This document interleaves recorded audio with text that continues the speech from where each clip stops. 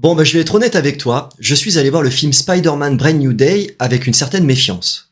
Pourquoi? Parce que je trouve que Marvel, depuis Avengers Endgame, n'a pas su se renouveler à travers les différents films qui ont été proposés, et si je dois me concentrer uniquement sur les films Spider-Man depuis qu'ils ont casté Tom Holland, eh ben je trouve ça relativement moyen, voire médiocre. Alors ça leur a pas empêché de faire le milliard à chaque fois, parce que Spider-Man c'est quand même un personnage culte de la franchise Marvel, mais j'estime qu'à partir d'un moment tu dois rendre aux spectateurs un certain respect en leur proposant de la qualité, surtout quand tu sais qu'énormément de gens vont aller en salle pour aller voir le film. Et je trouve que jusqu'à maintenant, ils ont pas su relever la barre, et les films de Sam Raimi restent pour moi les meilleurs films Spider-Man qui ont jamais été faits. Et donc c'est pour ça que je suis allé voir le film avec une certaine méfiance, parce que je me suis dit Fred, t'emballe pas, tu vas encore être déçu, tu vas ressortir de la salle en te disant que t'as vu un film relativement moyen, donc j'y suis allé soft en me disant attends pas plus que ce que tu dois attendre, va voir le film, profite, et tu verras bien ce que ça vaut. Et donc on retrouve un Peter Parker esseulé depuis que ses amis ont oublié son existence, et qui vit sa meilleure vie de super-héros dans les rues de New York. Putain, qu'est-ce que ça fait du bien de le retrouver dans les rues de New York, qui occupe son quotidien à sauver les New-Yorkais, jusqu'au jour où une double menace arrive à New York, sa propre transformation physique, mais aussi une menace non palpable, capable de contrôler n'importe quel corps dans les rues. Mais que va faire Spider-Man? Comment va-t-il s'en sortir? Alors ce qui est plutôt intéressant avec ce Spider-Man Brand New Day, c'est que tu as l'impression de regarder un espèce de soft reboot. Parce qu'entre le fait que ses meilleurs amis ne se souviennent plus de lui, et qu'on le retrouve enfin à New York, dans son petit appartement de célibataire, t'as vraiment l'impression de repartir sur une origin story. Et c'est pas mal d'avoir un repositionnement du personnage, parce que ça permet de repartir sur des bases plus humaines, plus terre-à-terre, et c'est à peu près ce qu'attendent les fans de Spider-Man, c'est-à-dire de voir un Spider-Man ou un Peter Parker qui vit sa petite routine de super-héros dans les rues de New York, ce qui va permettre de voir tout son potentiel à travers des cascades et des chorégraphies comme on les aime, et franchement là-dessus c'est top. Et c'est vraiment le gros point fort du film, c'est qu'on a enfin une ambiance plus urbaine. On a un New York qui existe. Je trouve que la ville de New York dans ce film, elle est fabuleuse. Quand tu vois les buildings, voilà à quel point Peter Parker, ou plutôt Spider-Man, arrive à les exploiter, franchement c'est une dinguerie, et ça passe trop bien. Franchement, c'est peut-être le film avec les meilleures chorégraphies qu'on pouvait espérer d'un film Spider-Man. Et ce qui est agréable aussi, c'est qu'on a peut-être là, pour Tom Holland, son Spider-Man de la maturité. On a un film beaucoup plus mature, qui fait que ça pourra cibler tout le monde, que ce soit les gamins de 10 ans, tout comme les adultes de 50 ans, parce que là, on n'a plus cette ambiance teenage qu'on pouvait avoir dans les 3 premiers, avec ses amourettes de lycée et toutes ces conneries. Là, on est quelque chose de beaucoup plus mature, et c'est beaucoup plus agréable, et je trouve que ça représente un peu plus le Spider-Man que les spectateurs ont envie de voir. Même si je sais que dans les comics, à la base, voilà, Spider-Man, Peter Parker, c'est un lycéen, c'est vraiment dans l'univers du lycée, mais je trouve qu'au cinéma, à partir d'un moment, c'est bien de le voir un petit peu plus grand dans sa vie d'adulte, pour que tout le monde puisse un petit peu s'identifier au personnage. Parce que le film est généreux. Et ça fait plaisir aussi. Tu sens qu'on se fout pas de ta gueule. On sent qu'ils ont voulu vraiment faire un film de qualité. Ça se voit à travers l'écriture, à travers l'action, à travers tous les événements qu'il y aura durant le film, parce qu'il se passe quand même pas mal de choses. Et je trouve que le film est bien rythmé entre des moments d'action, des moments un peu plus calmes, et je trouve que globalement, on a un film qui est réussi. Peut-être aussi parce que Tom Holland, il a grandi. Voilà, il grandit, donc t'as plus l'impression d'avoir un gamin en face de toi, tu sens que t'as un jeune adulte dans une société qui a du mal à se trouver, et c'est pour ça que la métaphore dans le film et la transformation physique qu'il va subir, c'est un petit peu la métaphore de l'enfant adolescent qui va rentrer dans l'âge adulte et qui va devoir apprendre à savoir qui il est.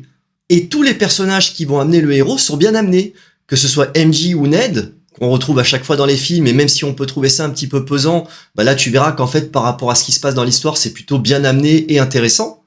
Tout comme le personnage de Punisher, qui est là sans trop en faire.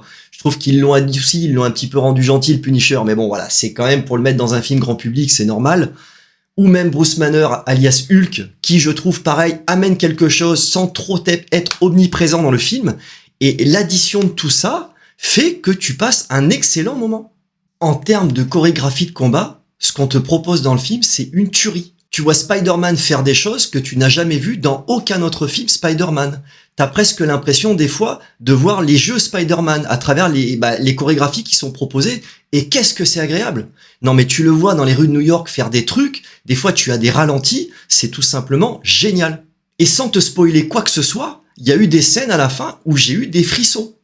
J'ai eu des frissons. Je peux te dire que moi, j'ai pas des frissons facilement. Et ça fait longtemps que j'en ai pas eu. Mais il y a des moments, je trouve qu'on a enfin retrouvé un film de super-héros où tu retrouves enfin en tant que spectateur de l'admiration.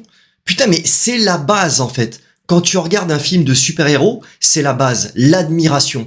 Si tu es devant un film avec un super-héros et que tu ne ressens aucune admiration, pour moi, c'est raté.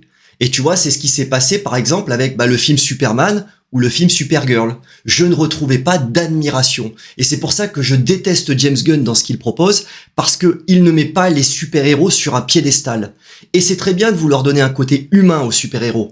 Mais à partir d'un moment, quand ils sont là à sauver les gens, quand ils sont là à sauver le monde, il faut nous les mettre sur un piédestal, il faut nous envoyer du rêve, il faut qu'on soit en totale admiration face à ces héros. Et à certains moments, dans ce Spider-Man Brand New Day, je trouve qu'il y a des moments où, voilà, Spider-Man, il est mis en valeur, il est mis en avant, et il te fait rêver, il te fait chavirer. Et si je devais trouver des points faibles au film, j'aurais du mal à le faire. Alors c'est pas le meilleur film de tous les temps, mais je ne vois pas ce que tu peux attendre de plus d'un film comme Spider-Man, parce qu'il rassemble tous les ingrédients pour en faire un film réussi en fait. En plus, t'as pas cet humour à deux balles qui casse les couilles comme tu peux avoir dans certains films Marvel. Là, on a un Tom Holland, alias Peter Parker, qui est quand même un peu dépressif. Tu sens qu'il vit pas sa meilleure vie. Et même ça, c'est intéressant parce que ça te permet dans le film d'avoir des moments où il y a une certaine émotion. T'es touché par le personnage. Et ça aussi, c'est très important. Être touché par le protagoniste. De sentir les difficultés qu'il a traversées, de sentir qu'il passe un mauvais moment dans sa vie, en fait. Ça te touche en tant que spectateur. Parce que toi aussi, t'as tes propres démons. Et donc, c'est pour ça que c'est super, en fait, de voir ça à travers un personnage comme Spider-Man. C'est plus intéressant que de voir ce petit lycéen avec ses histoires d'amourette à deux balles, comme je le répète encore une fois. Après, c'est vrai que je peux revenir aussi sur le fait qu'on a des acteurs omniprésents, que ce soit Tom Holland, Zendaya ou bien encore John Bernthal, qu'on a vu très récemment dans le film L'Odyssée et qu'on retrouve 2 semaines plus tard dans Spider-Man. C'est des gens qui ont le monopole, qu'est-ce que tu veux que je te dise? Ça leur empêche pas d'avoir du talent, ça leur empêche pas de proposer un film de qualité et d'être performants dans leur rôle. Et même l'antagoniste, je te dirais rien, mais si comme moi tu t'étais pas renseigné avant, t'as la surprise, tu te dis ah putain mais d'accord en fait, t'apprends des choses, t'es surpris par le méchant du film, par ses actes et tout ce qui va en découler dans la narration. Franchement, je trouve ça bien de voir Marvel capable encore d'à nouveau de nous proposer des bons films parce que je commençais vraiment à désespérer vu le nombre de merdes qu'ils nous ont proposé. Comme je le dis au début de vidéo, ils ont du mal à se renouveler. Alors qu'ils ont tous les outils entre les mains pour encore nous proposer des choses incroyables. Que ce soit depuis qu'ils ont récupéré les 4 Fantastiques, que j'ai trouvé plutôt pas mal même si pas foufou. Ils ont récupéré les X-Men, même si ça me fait chier qu'ils soient allés récupérer les acteurs d'avant, j'aurais préféré qu'ils nous fassent une nouvelle formule avec des nouveaux acteurs. Ils ont tout ce qu'il faut pour nous proposer du lourd. Ça, déjà, on pourra avoir un petit aperçu avec le film Avengers Doomsday qui sort à la fin de l'année, qui j'espère sera de qualité, et je n'en doute pas, je pense que là, Marvel sont conscients qu'ils ont intérêt à faire du lourd s'ils veulent ramener le public en salle, parce qu'ils ont fait bon nombre d'erreurs depuis la fin d'Avengers Endgame, et il est temps qu'ils se redressent un petit peu les oreilles par eux-mêmes pour nous proposer de la qualité, quoi.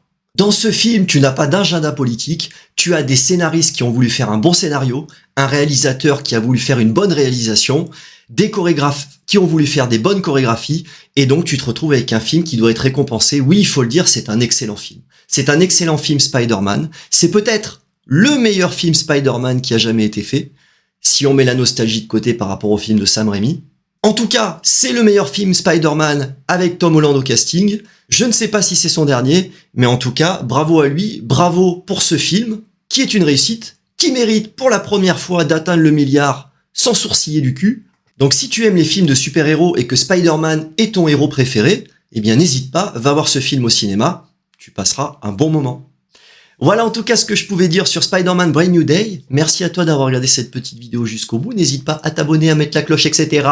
En tout cas, merci à toi. Et puis je te dis à très bientôt pour une nouvelle critique. Allez, ciao!